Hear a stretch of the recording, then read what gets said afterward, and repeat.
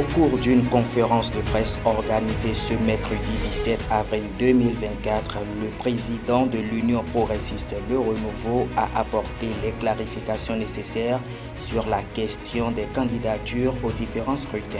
Dans ses mises au point, le président Joseph Djobénou a fait savoir qu'en ce qui concerne l'Union progressiste Le Renouveau, aussi légitimes que soient les ambitions personnelles, aussi importantes que soient les positions et les statuts politiques, gouvernementales ou administratives, passées ou actuelles des personnalités membres du parti, elles ne sauraient être placées au-dessus de ses valeurs, de ses objectifs, ni de sa stratégie. Il reviendra exclusivement à l'Union progressiste Le Renouveau, dans les formes et selon les modalités qu'elle aura déterminées, de désigner celles et ceux parmi ses militants susceptibles d'être soumis au choix des Béninois en vue de la préservation et du renforcement des acquis socio-économiques. Il en sera notamment ainsi des candidatures à l'élection du duo président de la République et vice-président de la République, ajoute-t-il. Depuis toujours, comme vous le savez, je me suis personnellement refusé de répondre à une quelconque polémique ou à des attaques, qu'elles soient dirigées contre ma personne ou contre l'Union progressiste Le Renouveau, parti que j'ai l'immense honneur de présider. Je me le suis interdit parce que l'important pour les militants de l'Union progressiste Le Renouveau réside dans la structuration et la modernisation du parti tel que contenu dans le plan stratégique rendu public au lendemain de l'installation de la haute direction politique du parti. L'immensité et la noblesse de ces missions n'autorisent ni les militants ni les dirigeants à se détourner de l'essentiel. L'essentiel qu'évoque l'appel de la direction exécutive nationale du parti, lancé depuis la ville de Parakou, à la suite de la validation de la mise en place des cellules du parti sur toute l'étendue du territoire national.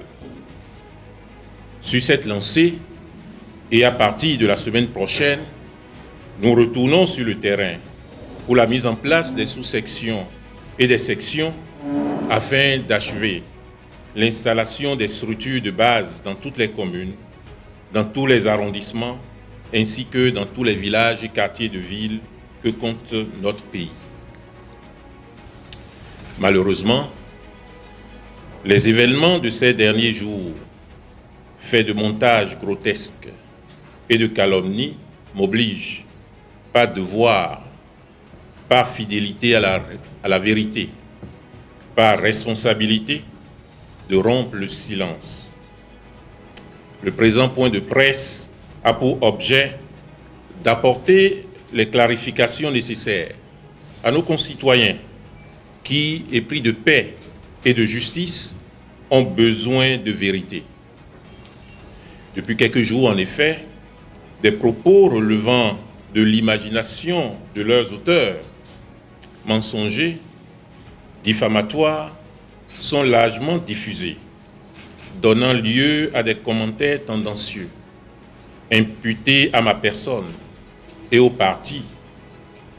Ces propos méritent d'être démentis avec énergie. La question des candidatures aux différentes élections, aux différents scrutins, ne peut en effet être examinée en dehors de notre parti. Comme l'exige la réforme du système partisan, dont notre parti est l'émanation et le garant, la seule autorité et le seul cadre pour identifier, pour discuter, pour retenir les candidatures aux élections politiques déterminantes pour l'avenir de notre nation sont les partis politiques. Pour ce qui concerne l'Union progressiste Le Renouveau, aussi légitime que soient les ambitions personnelles, aussi importantes que soient les positions et les statuts politiques, gouvernementales ou administratives, passées ou actuelles des personnalités membres du parti, elle ne saurait être placée au-dessus de ses valeurs, de ses objectifs, ni de sa stratégie. Il reviendra exclusivement à l'Union progressiste le renouveau, dans les formes et selon les modalités qu'elle aura déterminées, de désigner celles et ceux parmi ses militants susceptibles d'être soumis au choix de nos compatriotes en vue de la préservation et du renforcement des acquis socio-économiques. Il en sera notamment ainsi des candidatures à l'élection du duo président de la République et vice-président de la République. Or, dans une parution électronique d'un quotidien prétendu, publié et amplifié sur les réseaux sociaux, il m'est imputé des propos tendant à insinuer que, je cite, « je serai candidat même sous le crépitement des armes ». Fin de citation. Il n'est ni de ma religion, vous le savez, ni de ma culture, encore moins de mon engagement, dans la ligne politique à laquelle je souscris et à la lumière de laquelle le parti est conduit, de tenir de tels propos et d'évoquer une éventuelle candidature à la présidentielle à venir, et ce, au péril et au mépris de la paix publique et de la cohésion nationale.